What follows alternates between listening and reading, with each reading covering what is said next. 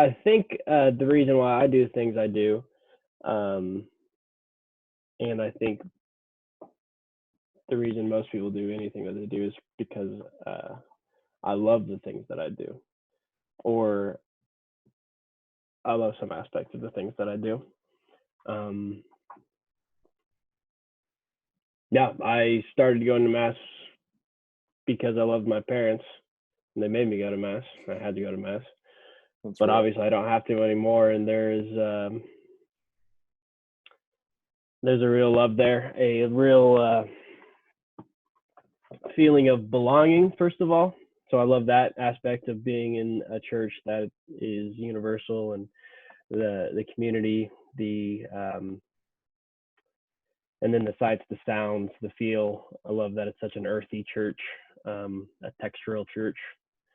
Um, but to me, it's the same reason that we read our breviary in the morning. Um, we have love for the words, we have love for the person, and that's why I go to mass. I suppose I love all of that stuff, and then coffee. I love drinking coffee, but here I do think people do the things that they love. Um, whether they love, like, they go to their job, they may not love the job, but they do in some way love what they get out of the job, whether that's the money or the feeling of power or whatever, or they're addicted to like this feeling of they have to keep working for whatever reason. Even the sins that we do, I think we do because we love some aspect of them. Amen. So Yeah, that's that's that's my answer, Patrick, to your vaguest of outrageous, questions. outrageous question. Right on. I think that's a it's a super vague question, but it's a question that I really really enjoy asking people.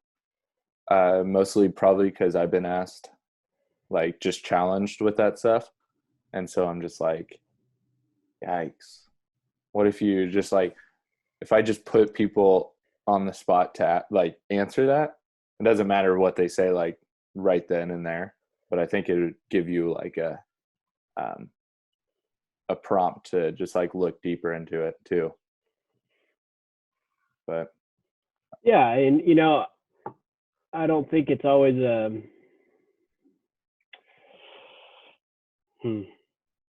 I don't know. Maybe love isn't always the right word. I wish it was, but I think there might be a like I desire I want my answer to be that I love going to mass, but I also am attached to the hmm.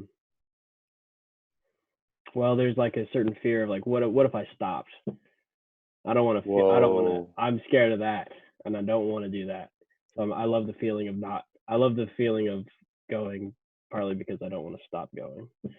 Um, and that's less pure, but but I think that's so real though. yeah. But even that is almost a legitimate thing to fear. Of course, we should. The same as like we don't want to feel the feeling of not eating or drinking or even like something extra like working out. Like I don't stop working out because I don't want to feel like if I stop working out for 2 months, I know I would feel bad. Yeah. Not looking like you, Patrick. And look, I've been there. I don't want to. I don't want to go back. I know. It's rough. It's a tough place to be for me It right is. now. Um, yeah, that's so real. That's something.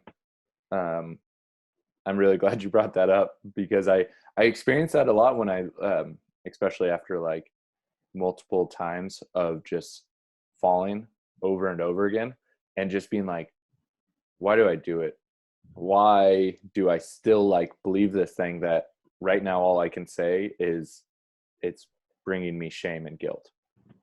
And it's like, if I didn't believe in any of this, I wouldn't have guilt right now for doing this thing. And it's like, why? And then I'll sit down with that, and it always comes back to being like, oh, that like shivers of like, what if I didn't believe in that? Like, what if Christ really isn't real and isn't a guy, like a person in my life? Then where am I going? And it scares the crap out of me.